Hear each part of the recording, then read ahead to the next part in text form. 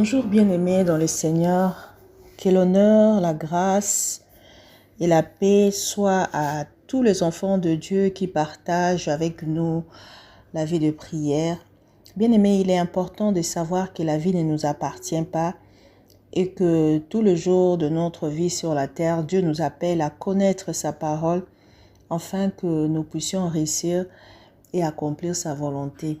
Dans tout ce que nous faisons, nous devons connaître la parole de Dieu par rapport à la chose. Raison pour laquelle nous prions, nous partageons la parole tous les jours avec nos bien-aimés. Aujourd'hui encore, nous allons partager dans le livre de Philippiens, chapitre 1er. Nous allons lire à partir du 12e au 15e verset que j'ai lu au nom de Jésus. Je veux que vous sachiez, frères, que ce qui m'est arrivé a plutôt contribué au progrès de l'Évangile. En effet, dans tous les prétoires et partout ailleurs, nul n'ignore que c'est pour Christ que je suis dans le lien.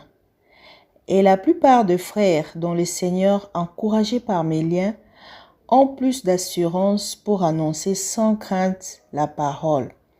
Quelques-uns, il est vrai, prêchent Christ par envie et par esprit de dispute, mais d'autres le prêchent avec des dispositions bienveillantes. Bien-aimés, aujourd'hui nous allons partager sur avec quelle intention sers-tu Dieu? Bien-aimé, cette question t'est posée aujourd'hui. Avec quelle intention tu sers le Seigneur Jésus-Christ? Parce que ici Paul nous a montré des types de personnes.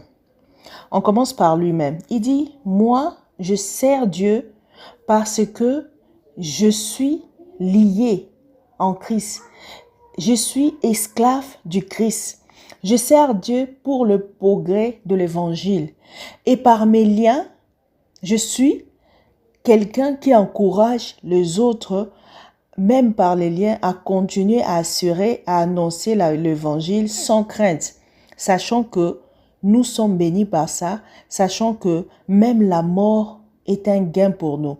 Alors d'autres servent Dieu par des dispositions bienveillantes, c'est-à-dire sans intérêt. Ils sont désintéressés. Ils servent Dieu parce qu'ils ont reconnu que Jésus-Christ a fait plus que ça et que notre vie sur la terre, notre mission sur la terre a pour but de louer l'Éternel, de le servir.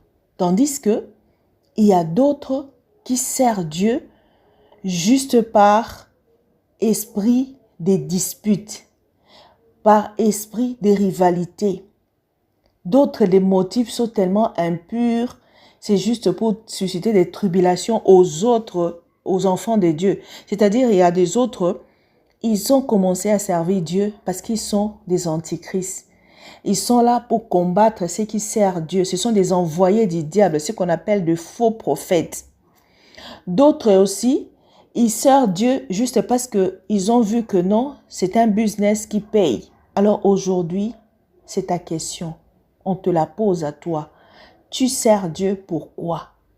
Bien-aimés, nous devons savoir que si tu sers Dieu pour deux motifs éphémères, tu n'auras rien.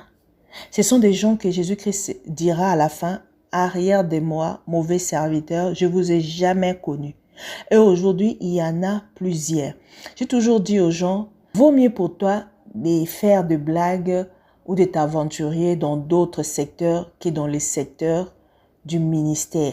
Parce que Dieu ne blague pas. Vaut mieux avoir des problèmes avec un homme, tu pourras arranger avec l'homme.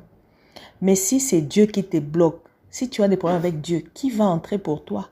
Qui va aller plaider pour Satan pour que Dieu ait pitié de lui? Car il a cherché les problèmes avec Dieu. C'est pourquoi même la Bible nous dit que les blasphèmes contre Dieu ne peuvent pas être pardonnés. C'est pourquoi, si tu veux t'aventurer, aventure-toi dans tout ce qu'il y a, dans toutes les sciences de la terre, mais pas par rapport aux choses de Dieu. Car les choses de Dieu sont sacrées. Beaucoup sont morts juste parce qu'ils ont blagué avec les sacerdoces. On a l'exemple des enfants d'Élie qui sont morts parce qu'ils ont négligé, ils ont dénigré les sacerdoces, ils ont blasphémé. Aujourd'hui, Dieu est bon. On voit beaucoup de gens, ils servent Dieu comme ça, pour leur ventre. Mais ils ne sont pas frappés comme autrefois parce que Dieu nous donne maintenant le temps de nous convertir.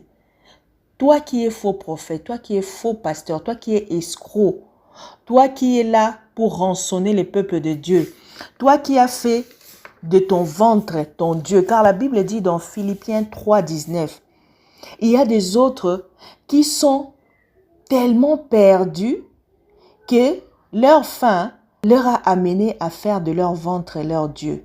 Ils ne pensent rien. Ils ne pensent à rien sur la terre que de nourrir leur ventre. Non seulement ils servent leur ventre, mais ils ont pris leur ventre pour Dieu. Et cela va les amener à la perdition. 1 Corinthiens 6, 13 nous dit aussi, les aliments sont pour les ventres, et les ventres et les aliments, et les ventres pour les aliments. Mais Dieu détruira l'un et l'autre.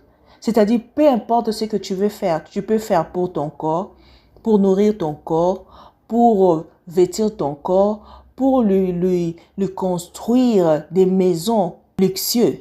Tout cela, ça ne servira à rien. Et ton corps, et tout ce que tu utilises comme matériel pour que ton corps soit à l'aise, tout ça, Dieu va détruire ça. Alors, pire encore sont ceux-là qui sont tout le temps au service du ventre. Parce que Romains 16, 18 nous dit, car de tels hommes ne servent pas le Christ, notre Seigneur, mais leur propre ventre. Et par des paroles douces et flatteuses, ils séduisent les cœurs des simples. Vous voyez, ce genre de pasteurs qui sont tout le temps en train de faire des appels de fonds pour des fins inutiles, des fins pour leur propre ventre. Tu penses que avec ta douceur, avec tes flatteries, avec ta séduction, tu séduis les hommes, oui, mais tu ne séduis pas Dieu. Un jour, Dieu t'appellera en jugement et tu iras en enfer. Il te dira, arrière de moi, les gens te connaissaient grand pasteur, pasteur international, prophète international, apôtre, que sais-je encore, évangéliste. Mais Dieu te regardera en face et te dira, je ne t'ai jamais connu. C'est pourquoi, bien-aimé, aujourd'hui, si tu attends la parole de Dieu, répands-toi et commence déjà à te demander pourquoi je sers Dieu. Il est temps de remédier. Et si tu n'es pas appelé au ministère, tu arrêtes carrément. À quoi bon de gagner le monde et de perdre son âme? Bien-aimé, regardez, Paul pouvait dire, je suis tellement lié en Christ que même ma vie n'a pas de sens. La mort même m'est un gain. Mais s'il est utile pour mon œuvre et que je vive dans la chair, je ne saurais dire ce que je dois préférer.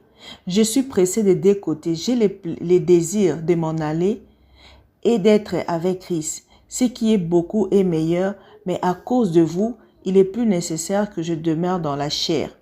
Car je suis persuadé que je demeure et que je reste pour vous tous, votre avantage et pour votre joie dans la foi, afin que par mon retour chez vous, vous ayez en moi un abondant sujet pour glorifier Jésus-Christ.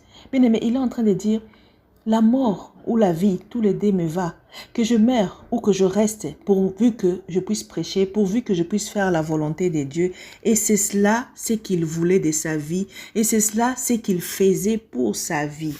Bien-aimé, si tu attends cette parole, répands-toi de tout le temps que tu as mis à escroquer les gens dans l'évangile. Répands-toi et demande pardon à Dieu, raison pour laquelle nous allons prier, pour que Dieu te montre exactement si tu es appelé au ministère ou c'est pour ton ventre que tu travailles. Prions au nom de Jésus. Oh Seigneur Jésus, je viens te prier. Ne n'aie pas, Seigneur, oh Dieu, nous juger. De ne pas, Seigneur, nous condamner, mais de toucher les cœurs de tous les enfants, de tous tes enfants qui sont égarés. Oh Seigneur, beaucoup ne se sont pas retrouvés dans la vie, dans d'autres métiers. Ils se sont improvisés dans le ministère. Et le diable les a utilisés pour l'égarement de plusieurs. Beaucoup aussi ont été appelés, mais ils ont négligé la mission. Seigneur, les autres ne sont même pas appelés. Ils sont venus au service du diable pour égarer plusieurs. Seigneur, que ce matin, parle dans nos cœurs. Parle à chacun. Montre qui sont appelés et qui ne sont pas appelés. Pour que chacun puisse, Seigneur, rectifier sa vie par rapport à l'appel qu'il a reçu de toi. de te servir dans le ministère ou dans le pays, car ce n'est pas seulement servir Dieu dans les ministères qui comptent.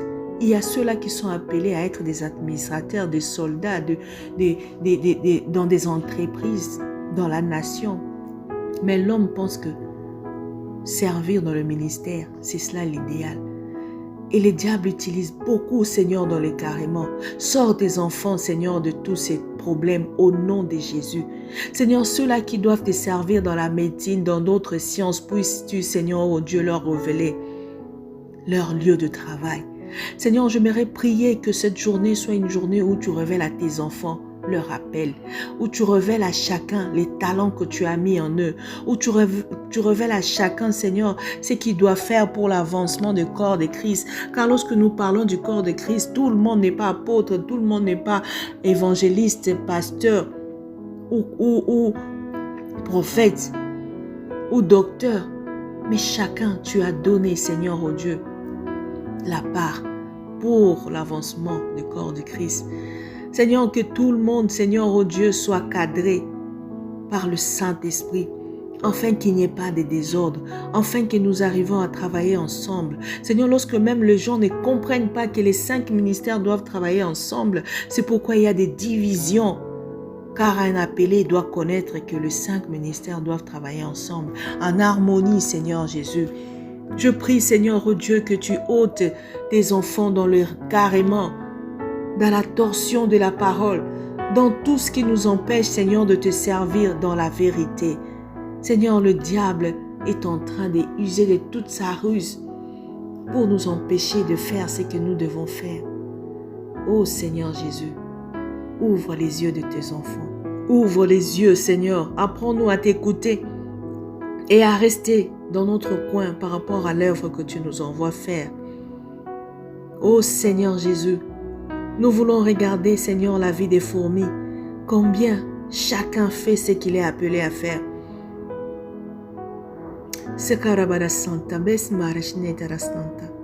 Saint-Esprit, pitié, n'impute à personne sa faute. Mais ramène-nous dans le droit chemin. Ramène chacun dans le droit chemin. Fais-nous retrouver la voie. Ô Seigneur, nous sommes appelés à être encore sur la terre. Parce que tu n'es pas venu nous prendre. Mais sur la terre, nous devons connaître nos limites. Nous voulons connaître notre appel. Nous voulons connaître ce que nous devons faire pour qu'il y ait, Seigneur, oh Dieu, l'équilibre. Aujourd'hui, le monde, Seigneur, était en train d'être détruit parce que nous avons déséquilibré les choses. Nous avons fait des choses en désordre. Et aujourd'hui, l'homme est en train de payer le prix. Ramène-nous, Seigneur, au pied de la croix. Ramène-nous, Seigneur, à tes côtés, afin que tu sois les dirigeants de nos vies. Dirige nos cœurs, dirige nos maisons, dirige nos vies, afin de faire des choses que toi, tu nous vois faire. Pardonne tous ceux-là qui se sont livrés à toute forme de flatterie, à toute forme d'escroquerie, pour réjouir leur ventre, pour réjouir leur corps, pour répondre aux convoitises de leur chair. Seigneur, pardonne et ramène ceux-là qui se repentent dans le droit chemin. Car tu as dit, même si nos péchés devenaient noirs comme de la cramoisie, tu peux le rendre blanche que neige. Et tu as dit, là où le péché a abondé, ta grâce surabonde. Nous sommes encore au temps de grâce. Seigneur, abonde, Seigneur, oh Dieu, que ta grâce surabonde, Seigneur, dans nos vies, afin que chacun soit ramené à son état pur. Seigneur, que ceux qui seront retrouvés humbles, puisses-tu, Seigneur, leur ramener, Seigneur, à l'ordre, afin que l'équilibre soit dans le corps de Christ. Je bénis la journée de mon frère, je bénis la journée de ma sœur, je bénis tout ce que nous allons entreprendre et que tout soit pour la gloire de Jésus-Christ. Au nom de Jésus-Christ. Amen.